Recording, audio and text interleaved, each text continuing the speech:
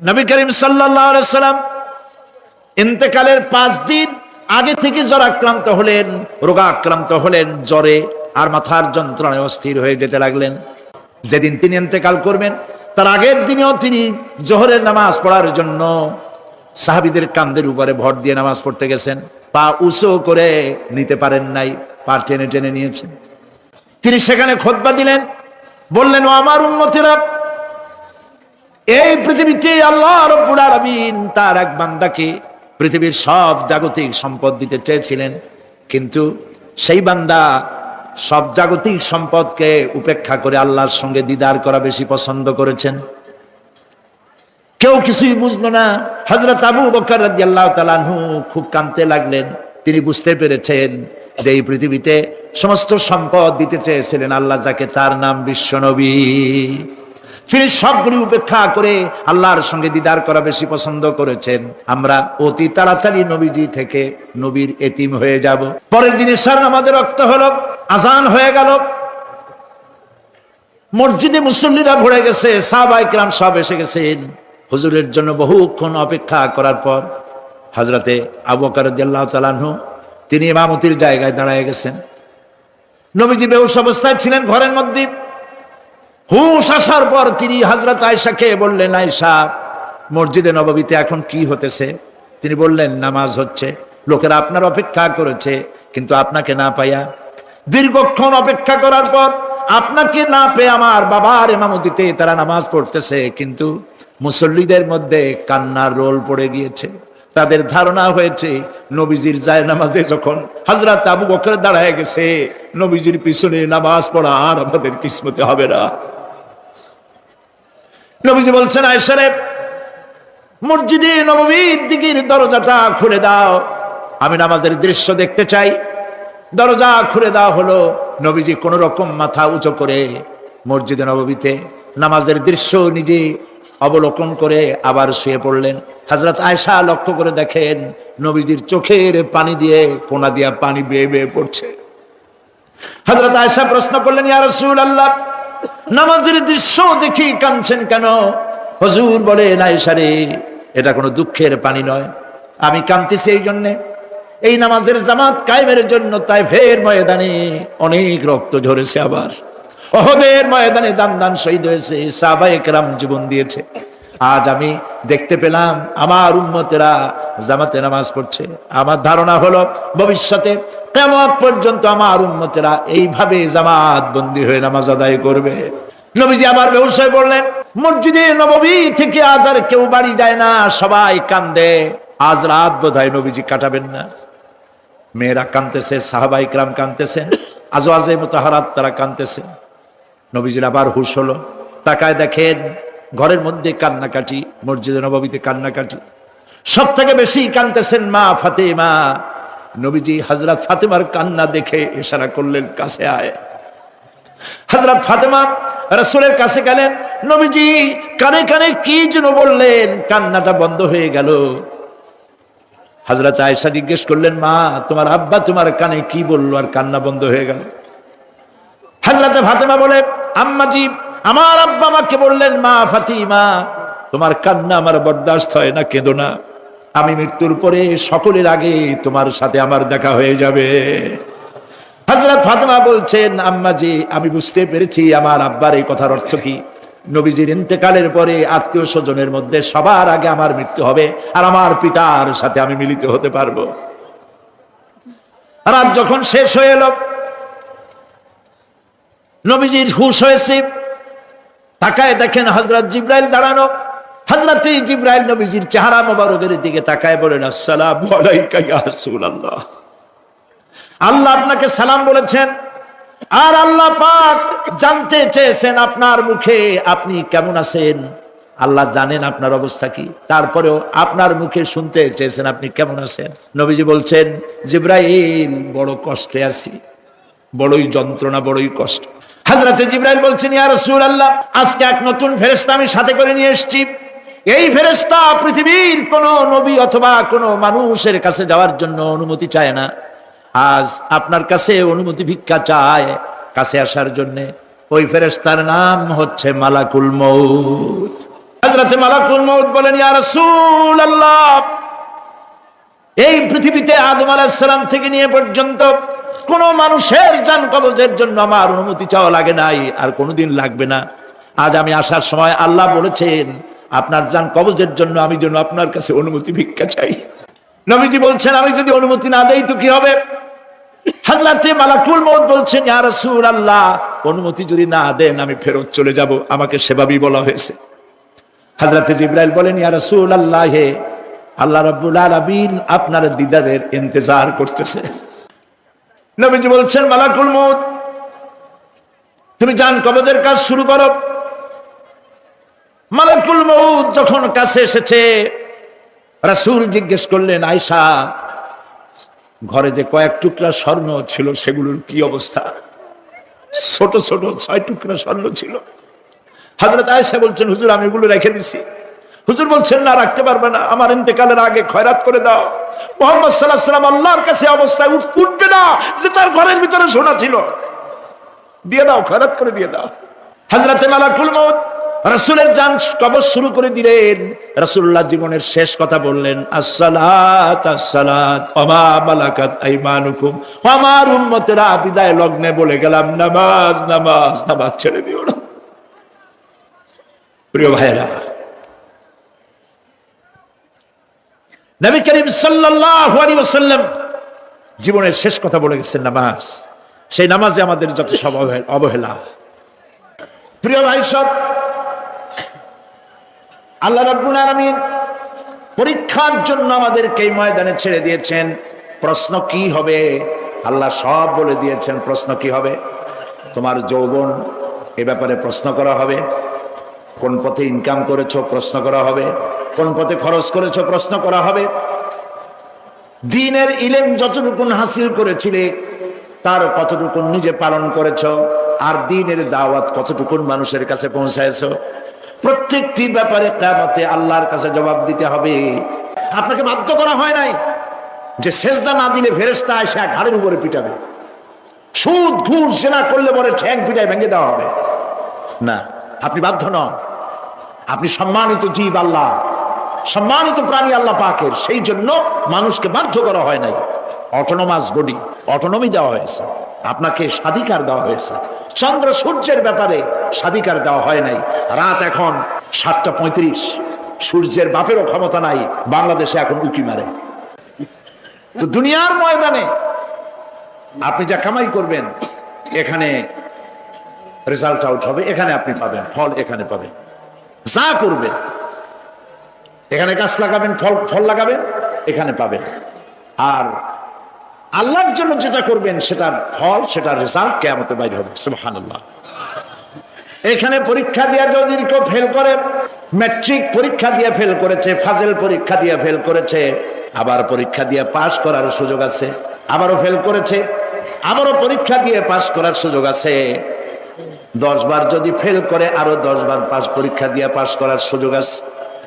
কিন্তু কিয়ামতের দিন আল্লাহ রাব্বুল আলামিনের জীবনের পরীক্ষায় কোনো মানুষ যদি আল্লাহর আদালতে ফেল করে বসে একবার, দ্বিতীয়বার পরীক্ষা দেওয়ার আর কোনো সুযোগ নাই। এই পৃথিবীতে যদি কেউ নিম্ন আদালতে মামলায় হেরে যায়, জজ কোর্টে করবে, যদি হেরে যায় হাইকোর্টে করবে, হেরে গেলে আপিল করবে সুপ্রিম কোর্টে, সুপ্রিম কোর্টেও যদি হেরে যায় তাহলে প্রেসিডেন্টের কাছে আপিল করবে। সুযোগ আছে কয়েকবার। কিন্তু কিয়ামতের দিন জীবনের আদালতে কোন মানুষ যদি একবার ফেল করে বসে, জীবনের মামলায় যদি একবার হেরে যায়, দ্বিতীয়বার আপিল করার আর কোনো জায়গা নাই। সে আখিরাতে রেজাল্ট আউট হবে। আমরা সব মরে যাব। আমরা সব কি হব? সব মরে যাব। আল্লাহ পাক আমাদেরকে উঠাবেন আবার। মানুষকে কবরে রাখার সময় আমরা কি বলি?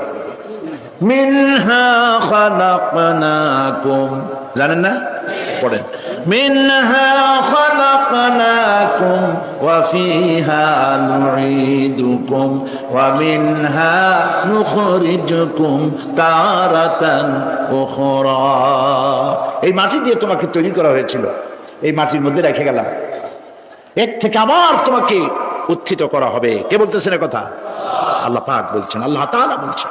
কি নিষ্ঠুর এই পৃথিবী! ভেবে দেখেছেন কি একবারও কি ভেবে দেখেছেন এই পৃথিবী কত নিষ্ঠুর? এই সন্তান সন্ততি সব একটি মোহ, একটি মায়া, একটি মহব্বত, একটি প্রতারণা। যে বইয়ের জন্য হারাম ইনকাম করেছেন, যে সন্তানদের জন্য হারাম ইনকাম করেছেন, জান দিলেন, রক্ত দিলেন, জীবন দিলেন, সারা রাত কষ্ট করেছেন, দৌড়দৌড়ি করেছেন, যখন মরে গেলেন, যে বাচ্চাটা আপনি কোলে না নিলে কলিজা ঠান্ডা হয় না, সেই বাচ্চা বলবে, মাকে বলবে, মা বাপের লাশ যে রুমে আছে আমার সেখানে নিও না, আমার ভয় করে। ঠিক কিনা? স্ত্রীও আরো দুই একজন লোক না হলে লাশের ঘরে থাকতে পারবে না, তারও ভয় করবে। থাকলে বড় জোর মা থাকতে পারে, বাপ থাকতে পারে। যাকে বিবাহ করার পর অনেক সন্তান আছে, মা বাপকে চোখে দেখতে পারে না, বড় কথা মতো মায়ের সাথে কথা বলা বন্ধ করে দেয়। হয়তো কুমিল্লা এরকম নাও থাকতে পারে। বউ তো নালিশ করছে, মার সাথে কথা কয়, আবার বলে এই বুড়িটা মরে না কেন? নাউজুবিল্লাহ, নাউজুবিল্লাহ। বুড়িটারে মরার কথা বলতেছো তুমি? তোমার ছোট্টবেলায় যখন তোমার টাইফয়েড হয়েছিল, অসুখ করেছিল, গরিব বাবা, বাড়িতে ল্যাপ নাই, খাতা নাই, তোষক নাই, সেই জায়গায় মা তার কাপড় বিছায় দিয়া বুকের উপরে নিজের শরীরের উষ্ণতা দিয়া বাঁচায় রাখার চেষ্টা করেছে, নিজে না খেয়ে খাওয়াইছে, অসুখ সারে না। মা ওই মুমূর্ষু বাচ্চার সেরানে তার মাথার কাছে বসে তাহাজ্জুদের নামাজ পড়ে কোরআন শরীফ তেলাওয়াত করে, চোখ দিয়া পানি পড়ে আর বলতে তাকে, রব্বুল আলামিন আমার জীবনটারে দিয়া আমার কলিজার টুকরা সন্তানটারে বাঁচাইয়া দাও। যেই মা নিজের জীবন দিয়া সন্তান বাঁচাইতে চাইলো, সেই সন্তান আজকে বউ পাইয়া মাকে ভুলে যায়, মায়ের সাথে খারাপ ব্যবহার করে। আল্লাহ রাব্বুল আলামিন বলেছেন, মা বাবার সঙ্গে খারাপ ব্যবহার করো না, ভালোবাসায় কথা বলো। ওয়াকুল লাহুমা কাওলান কারীমা, সম্মান সূচক কথা বলো। মা বাবার জন্য দোয়া করো আমার কাছে। কে বলতেছেন?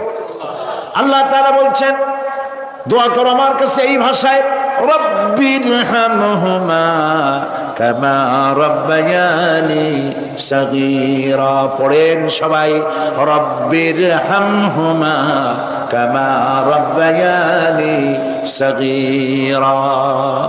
আয় আমার রব, আমার মা বাপ যেমনে ছোটবেলায় আমাকে অত্যন্ত যত্ন করে লালন পালন করেছেন, আল্লাহ তাআলা তুমি দয়া করে আমার মা বাপকে তোমার রহমতের করে লালন পালন করো। সুবহানাল্লাহ। প্রত্যেক নামাজের পর সকলে এই দোয়া পড়বেন, মনে থাকবে? মনে থাকবে? প্রিয় ভাই সব, সেই কিয়ামতের মাঠে আমাদেরকে উঠতে হবে, আল্লাহর দরবারে উঠতে হবে। সেই সময় আমাদেরকে কেউ উপকার করবে না। يوم لا ينفع مال ولا بنون, সম্পদ আর সন্তান সন্ততি কোনো কাজে লাগবে না। মা তার সন্তানকে চিনবে না, সন্তান তার মাকে চিনবে না, বাপ তার সন্তানকে চিনবে না, কেউ কাউকে পরিচয় দিবে না। কি মারাত্মক অবস্থা! মানুষ চরম অসহায় হয়ে যাবে। চতুর্দিকে ফেরেশতার আনাগোনা, সূর্য মাত্র 1 হাত উপরে, প্রচন্ড তাপ নিয়ে সূর্য অবস্থান নেবে, মাথার চান্দি ফেটে গিয়ে গুনাহগারের মাথার মগজ গলে গলে পড়তে থাকবে। পিপাসার যন্ত্রণায় জিহ্বাটা ঝুলে কুকুরের মতো করে নাভিস্থল পর্যন্ত ঝরে পড়বে। কেউ উপকার করবে না, কেউ জিগাবেও না। অনেক লোক আছে পীরের কাছে মুরিদ হয় আর মনে করে পীর সাহেব তারে কিয়ামতে সুপারিশ করবে। অসম্ভব। আয়াতুল কুরসির মধ্যে আমরা পড়ি, মান যাল্লাযী ইয়াশফাউ ইনদাহু ইল্লা বিইজনিহি। কে আছে এমন, কার হিম্মত আছে আল্লাহ পাকের বিনা অনুমতিতে কথা বলে? সুবহানাল্লাহ বলে। কোথার পীর, কোথার খাজা বাবা হারায় যাবে। ইব্রাহিম আলাইহিস সালামের মতো পয়গম্বর কি মনে করে? আল্লাহর খলিল। ইব্রাহিম আলাইহিস সালাম আল্লাহর কি? আল্লাহর খলিল। আল্লাহর খলিল কিয়ামতের দিন বলবেন, আল্লাহ পাক, আয় আল্লাহ তাআলা, আমার বাপের কাছে আমার একটা ওয়াদা ছিল, আমি সুপারিশ করবো তার জন্য, তুমি দয়া করে আমার বাপকে জাহান্নাম থেকে ক্ষমা করো, আমি তার জন্য সুপারিশ করতেছি। আল্লাহ তাআলা বলবেন, ইব্রাহিম তোমার সুপারিশ মঞ্জুর হলো না। কথা বুঝতেছেন না? বুঝতেছেন না? ইব্রাহিম আলাইহিস সালাম যদি বাপের জন্য সুপারিশ করতে না পারে, ইব্রাহিম আলাইহিস সালাম তিনি যদি তার বাপের জন্য সুপারিশ করিয়া যদি ব্যর্থ হন, আপনার পিশাব কোন কামে লাগবে চিন্তা করেন। নবী করিম সাল্লাল্লাহু আলাইহি ওয়াসাল্লামকে প্রশ্ন করা হয়েছে, হে রাসূল আপনার আব্বা আম্মার অবস্থা কি হবে? কথা কি শোনেন নাকি? আপনার আব্বা আম্মার অবস্থা কি হবে? নবী করিম সাল্লাল্লাহু আলাইহি ওয়াসাল্লাম বলেছেন, আমি আমার আব্বা আম্মার কোনো উপকারে আসব না। ইন্না লিল্লাহি ওয়া ইন্না ইলাইহি রাজিউন।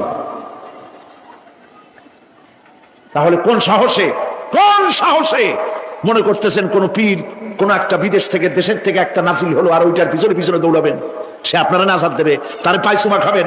এই পায়ে হাত দিয়ে কদম বুঝি করা বাদ। টাকা ইনকাম করার জন্য মানুষকে ভুল পথে পরিচালিত করছে অনেক পীর, আছে না? খালি মানুষের টাকা দেয়, জামায় অনেক পকেট, খালি টাকা নেওয়ার সমানে ডুবাইতে থাকে চতুর্দিক দিয়ে, বাইরে বোঝার উপায় নাই। কিন্তু অনেক পীর আছে এমন, ঢাকা শহরে বড় বড় মার্কেটের মালিক, আমি জানি বড় বড় মার্কেটের মালিক, বিরাট ব্যবসায়ী, জামা পরিষ্কার করে না 2 মাসেও, মানুষকে দেখাবার জন্য গামছাটা নাকের কাছে ধরে ফত ফত করে আওয়াজ করে, মনে হয় যেন কাঁদতেছে। আজ বিশাল হাবিজাবি জিকির শিখায়, লা ইলাহা কতক্ষণ, ইল্লাল্লাহ কতক্ষণ, আল্লাহ আল্লাহ কতক্ষণ, কোথায় পাইছো?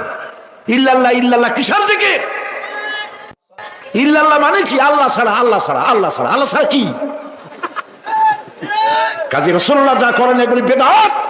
এই সব পীরের পাশে যাবেন না, মনে থাকবে।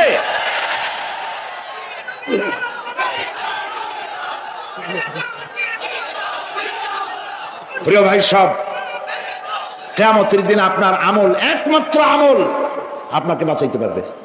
এই কোরআন শরীফে আল্লাহ পাক বলেছেন, ইয়া আইয়ুহাল্লাযীনা আমানু আবতাগু ইলাইহিল ওয়াসিলা, হে বিশ্বাসীরা ওসিলা ধরো। ধুরন্ধর এক শ্রেণীর লোকেরা এর অর্থ করেছে পীর ধরো। দুনিয়ার কোন তাফসীর, যত মুফাসসির পৃথিবীতে জন্মগ্রহণ করেছেন, কোন মুফাসসির এটা বলেন নাই আবতাগু ইলাইহিল ওসিলার মানে হলো পীর ধরো। বরং সমস্ত তাফসীর মুহাক্কিকিন বলেছেন আবতাগু ইলাইহিল ওসিলা আই আমল সালেহ, নেক আমলের ওসিলা ধরো। সুবহানাল্লাহ, নেক আমলের ওসিলা ধরো। প্রিয় ভাই সব, ধান্দাবাজি ছাড়তে হবে। কিয়ামতের দিন মানুষ একেবারে অসহায় হয়ে যাবে, কেউ সাহায্য করবে না। সেই দিন প্রশ্নপত্র সামনে আসবে, আমলনামাগুলি বেঈমানের পিছন দিক থেকে বাম হাতে আসবে, আর ইমানদারের সামনে থেকে ডান হাতে আসবে। আমলনামা হাতে পাওয়ার সঙ্গে সঙ্গে বেঈমান বুঝে ফেলবে তার জায়গা কোথায়। আপনি আমি কেমনে সৃষ্টি হয়েছি? আল্লাহ পাক কোরআনের ভিতরে বলেছেন, ইন্না খালাকনাকুম মিন তুরাবিন সুম্মা মিন নুতফাতিন সুম্মা মিন আলাকাতিন সুম্মা মিন মুদগা। নিষ্প্রাণ মাটি দিয়ে তোমাকে উৎপন্ন করা হয়েছে, নিষ্প্রাণ মাটি উপাদান দিয়ে তোমাকে তৈরি করা হলো। মায়ের পেটের ভিতরে এক ফোঁটা নাপাক পানি জমাট রক্তে পরিণত হয়ে গেল, জমাট রক্ত আস্তে করে গোস্ত পিণ্ড হলো, গোস্ত পিণ্ডকে সুন্দর করে সাজায়া হাড্ডি গুড্ডি বানায়া স্ট্রাকচার তৈরি করে তার উপরে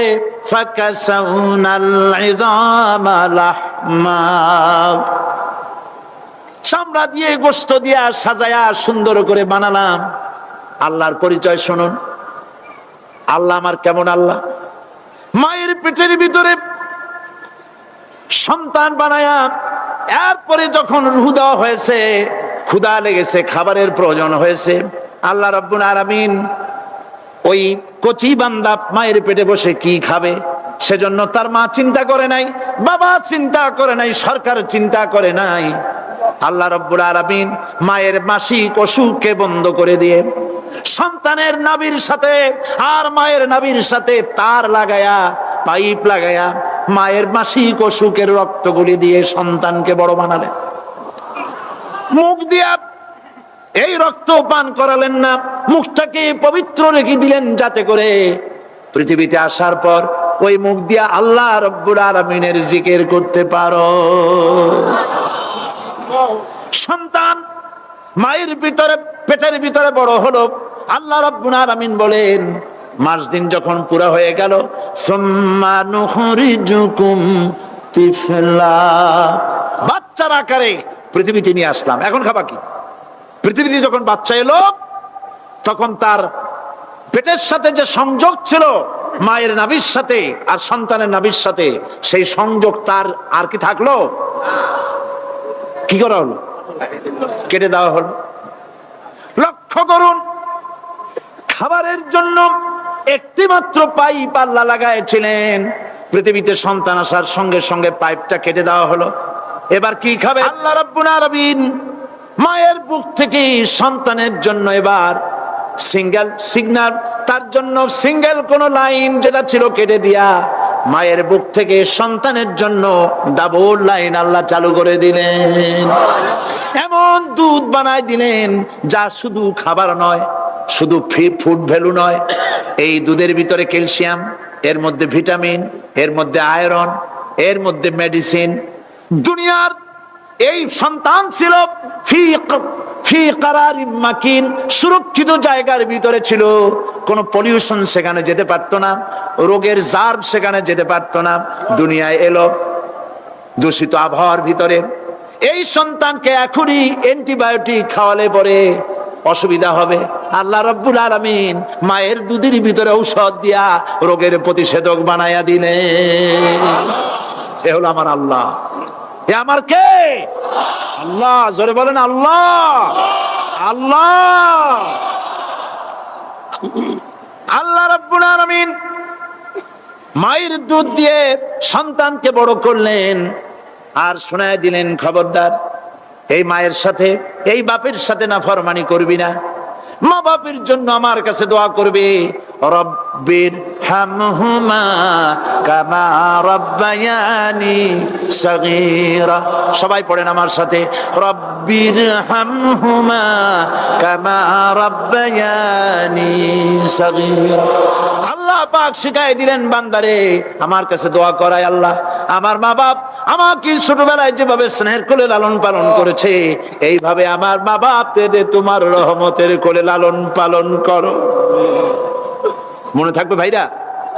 বলেন মনে থাকবে? প্রত্যেক নামাজের পরে মা বাবার জন্য দোয়া করবেন, বেঁচে থাকুক আর মরে যাক, দোয়া করবেনই। মনে থাকবে? রব্বির হামহুমা কামা রাব্বায়ানি সাগীরা। আবার পড়েন, রব্বির হামহুমা কামা রাব্বায়ানি সাগীরা। আল্লাহ পাক মায়ের মর্যাদা এত বাড়াইছেন, সাহাবী প্রশ্ন করেছে, ইয়া রাসূলুল্লাহ খেদমত করব কার? হুজুর বলেন তোমার মায়ের, তারপরে কার? তোমার মায়ের, তারপরে কার? তোমার মায়ের, তারপরে কার? তোমার পিতার। বাপের চাইতে মায়ের মর্যাদা আল্লাহ 3 গুণ বাড়াইয়া দিলেন, 3 গুণ বৃদ্ধি করে দিলেন। হাদিস শরীফে এসেছে, হযরত আবী হুরায়রা রাদিয়াল্লাহু তাআলা আনহু রাসূলের কাছে এসে রাতের বেলায় কাঁদতেছিলেন। হুজুর প্রশ্ন করলেন, আবু হুরায়রা কাঁদো কেন? হযরত আবু হুরায়রা বলছেন, হুজুর মা আমাকে মেরেছে। তিনি প্রশ্ন করলেন, আচ্ছা মা তোমার মারলো কেন? তুমি কি কোনো বেয়াদবি করছো? তিনি বললেন না। তবে মারলো কেন? হযরত আবু হুরায়রা বলেন, ইয়া রাসূলুল্লাহ আপনার খেদমত থেকে বাড়ি ফিরতে আমার দেরি হয়ে গিয়েছিল। গভীর রাত্রে যখন বাড়ি গেছি, মা আমাকে প্রশ্ন করলেন, বাবা দেরি হলো কেন, কোথায় ছিলি? তাম পৃথিবীর মানুষ যেই কদম মোবারক চুমু দিতে পারলে ধন্য হয়ে যায়, সেই আখিরি জামানার পয়গম্বর নবী মুহাম্মদ রাসূলুল্লাহ সাল্লাল্লাহু আলাইহি সাল্লামের দরবার থেকে আসতে আমার দেরি হয়ে গেছে। ইয়া রাসূলুল্লাহ আমার মা আপনার নাম শুনে তার গা জ্বলে উঠলো, তিনি কাফের মুশরিকা। আপনার নাম শুনে অগ্নি শর্মা হয়ে আমাকে ধরে পিটানো আরম্ভ করলেন আর বললেন, আবু হুরায়রা হয় মুহাম্মদ সাল্লাল্লাহু আলাইহি সাল্লামের বাড়ি ছাড়বি, নইলে আমার বাড়ি ছাড়বি, কি করবি বল? মার খেতে খেতে আমি বললাম, মা তোমার গায়ে যত শক্তি আছে আমারে মারো, তোমার বাড়ি শুদ্ধ।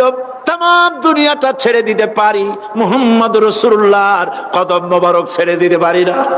আল্লাহ, হুজুর আমার মা গলা ধাক্কা মেরে আমাকে বের করে দিয়েছেন। হুজুর বলছেন, আবু হুরায়রা, মা তোমাকে মেরেছে আর আমার কাছে নালিশ করছো, আমি তোমার মায়ের কোনো বিচার করতে পারবো না। সুবহানাল্লাহ, এত বড় পাওয়ারফুল নবী, শানওয়ালা, ইজ্জতওয়ালি, বরকতওয়ালি, এত বড় নবী বলছেন মা মেরেছে, আমার করার কিচ্ছু নাই। সুবহানাল্লাহ। তোমার মা মুশরিকা হোক আর যাই হোক, তোমার মা। সুবহানাল্লাহ বলেন। আমার বন্ধুগণ, হযরত আবু হুরায়রা বলেন, ইয়া রাসূলুল্লাহ, মায়ের বিরুদ্ধে কোনো অভিযোগ নিয়ে আমি আপনার কাছে আসি নাই। হুজুর বললেন, কেন আসছো বলো খুলে। আবু হুরায়রা বলেন, হুজুর আমি জানি আপনি আল্লাহর দরবারে যদি কোনো ব্যাপারে হাত তোলেন আল্লাহ মঞ্জুর করে ফেলেন। আপনি দয়া করে আমার মার জন্য দোয়া করেন, আল্লাহ যেন হেদায়েত দিয়ে দেন। আমার নবীজি দুখানে হাত উত্তোলন করলেন, বললেন, আল্লাহুম্মা ইহদি উম্মা আবি হুরায়রা, আয় আল্লাহ আমি দোয়া করতেছি আবু হুরায়রার মাকে হেদায়েত নসিব করো। হুজুর হাত তুলে মোনাজাত করছেন, আবু হুরায়রা দৌড় দিলেন বাড়ির দিকে। কয়েকজন সাহাবী হযরত আবু হুরায়রার জামা টেনে ধরেছে, এই ভদ্রলোক দৌড়ায় কেন? এত শান্ত মানুষ, কখনো গরম হয়ে কারোর সঙ্গে কথা বলে না। এই মানুষটা দৌড়ায় কেন? কোনো বিপদ হইল নাকি? জামা টেনে ধরে বলে, আবু হুরায়রা দৌড়াও কেন? হযরত আবু হুরায়রা বলেন, জামা ছেড়ে দাও, কোনো বিপদ আমার হয় নাই, আমি দৌড়াইয়া বাড়ি যাই দেখতে চাই। আমি দৌড়াইয়া আগে বাড়ি যেতে পারলাম না, আমার নবীর দোয়া আগে আমার বাড়ি চলে গেছে, আমি এটা দেখতে চাই। হযরত আবু হুরায়রা দৌড়াতে দৌড়াতে বাড়ি চলে গেছেন। দরজায় নক করলেন, ভেতর থেকে আওয়াজ এলো, কে? তিনি বললেন, আমি আবু হুরায়রা, মা দরজা খুলে দাও, আমি তোমার সন্তান। মা বললেন, বাবা অপেক্ষা করো, দরজা খুলতেছে। হযরত আবু হুরায়রা বলেন, মায়ের গলার আওয়াজের ভেতরে কুফরি কর্কশতা পেলাম না, মায়ের গলার আওয়াজের ভেতরে তাওহীদের নরমিয়াত পেলাম।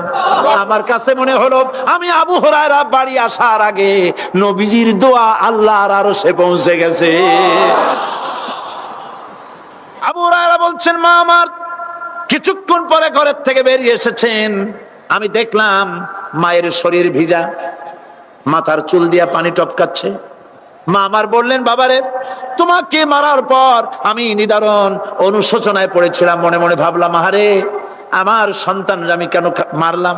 সে তো কোনো খারাপ কাজ করে নাই, কোনো খারাপ জায়গায় যায় নাই, এত ভালো মানুষ যার সম্পর্কে লোকেরা খামোখাই মিথ্যা কথা বলে, এই ভালো মানুষটার কাছে গেছে, সেজন্য আমি মারলাম কেন?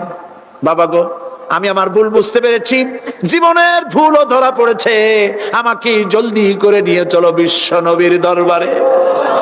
হযরত আবু হুরায়রার মা রাসূলুল্লাহর খেদমতে এসে ঘোষণা করলেন, আশহাদু আল্লা ইলাহা ইল্লাল্লাহু ওয়াহদাহু লা শারীকা লাহু ওয়া আশহাদু আন্না মুহাম্মাদান আবদুহু ওয়া রাসূলুহু।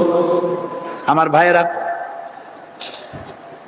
আল্লাহ রাব্বুল আলামিন মানুষ সৃষ্টি করে পৃথিবীতে পাঠায় দিলেন, খাবারের ইন্তজাম করলেন, এগুলি সব আল্লাহর পরিচয়।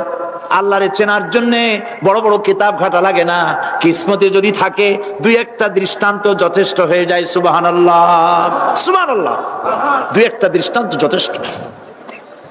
আল্লাহ পাক সমস্ত সৃষ্টি জগৎকে তৈরি করলেন, সৃষ্টি করলেন, আর তাদের খাদ্যের ব্যবস্থা করলেন। কে করেছেন খাদ্যের ব্যবস্থা?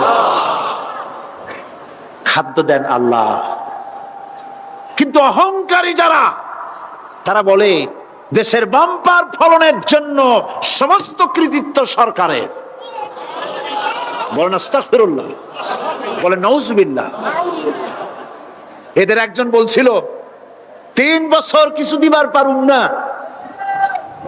লোকেরা কয় আমরা না খাইয়ে থাকুম, আল্লাহ কয় আমিও দেহুম, কদ্দুর পারো না খাইয়ে থাকতে। ফসল কে দেন? জোরে বলেন, কে দেন? বাম্পার ফসলের ফলনের দাবি সরকার করতে পারে না, এটা কুফরি, এটা শিরক। জমিনের ফসল কে দেন? আকাশের বৃষ্টি কার? পানি কার? সার কার? সব আল্লাহ পাক। আল্লাহ পাক কোরআন শরীফে বলেছেন, লা ইন শাকারতুম লাযীদান্নাকুম ওয়া লা ইন কাফারতুম ইন্না আযাবী লাশাদীদ। আমার নিয়ামতের শুকর যদি আদায় করো বাড়ায় দেব, আর যদি কৃতজ্ঞ হও শুকরিয়া আদায় না করো মস্ত বড় শাস্তি দেব। ফসল দেই আমি, আর শুকরিয়া আদায় করো তোমার বাজানে, ঠিক কিনা? শুকরিয়া আদায় করে কার? বাজানে। একটা লোকের, একটি মানুষের যেই প্রশংসা এই সরকার করলো, বিগত 4.5 বছর ধরে একটা মানুষের যত জিকির করলো, প্রশংসা করলো, ছবি টানাইলো, যদি এতটা জিকির এতটা স্মরণ আল্লাহ রাব্বুল আলামিনের করতো, ওদের জন্য আল্লাহর জান্নাতের দরজা খোলা হয়ে যেত। প্রশংসা করবে কার? চিল্লায় বলুন। আল্লাহ পাকের প্রশংসা করবে। খেতে দেওয়ার মালিক তিনি। আল্লাহ পাক বলছেন আল্লাহকে, তার পরিচয় আল্লাহ তুলে ধরেছেন, ওয়ামা মিন দাব্বাতিন ফিল আরদি ইল্লা আলাল্লাহি রিজকুহা। এই পৃথিবীর ভিতরে এমন কোন বিচরণশীল জীব নাই যার রিস্কের দায়িত্ব আমি আল্লাহ গ্রহণ করি নাই। সুবহানাল্লাহ বলবেন না? রিস্কের দায়িত্ব কার হাতে? আচ্ছা দেখুন তো, পৃথিবীর সমস্ত সরকারের কাছে বিভিন্ন মন্ত্রণালয় আছে না? খাদ্য মন্ত্রণালয় বলে কোন মন্ত্রণালয় আছে কিনা? আছে। খালি কয় খামু আর খামু। খাদ্য মন্ত্রণালয় আছে, থাকার পরেও মানুষ না খাইয়া মরে, ঠিক কিনা? এবার একটু তাকান তো, জ্ঞানের চক্ষু দিয়া তাকান। ফরেস্ট এরিয়া বাঘ আছে কিনা? নাই। সিংহ আছে কিনা? গন্ডার আছে কিনা? হাতি আছে কিনা? বিশাল বিশাল প্রাণী আছে কিনা? জঙ্গলে ছোট্ট প্রাণী থেকে, পোকা থেকে শুরু করে গন্ডার পর্যন্ত, টুনটুনি পাখি দিয়ে শুরু করে ঈগল পাখি পর্যন্ত, নদীর ভিতরে ছোট্ট চুনু পুঁটি থেকে শুরু করে তিমি মাছ পর্যন্ত। প্রাণী তত্ত্ববিদরা বলেছেন সমুদ্রের ভিতরে এমন এমন বড় বড় তিমি আছে যে একটা তিমির ওজন 5000 টন পর্যন্ত হয়ে যায়। 5000 টন তিমিটার ওজন। এ যখন বাচ্চা হয় তখন বাচ্চার দৈনিক দুধ লাগে 50 থেকে 60 মণ পর্যন্ত। কে ব্যবস্থা করে?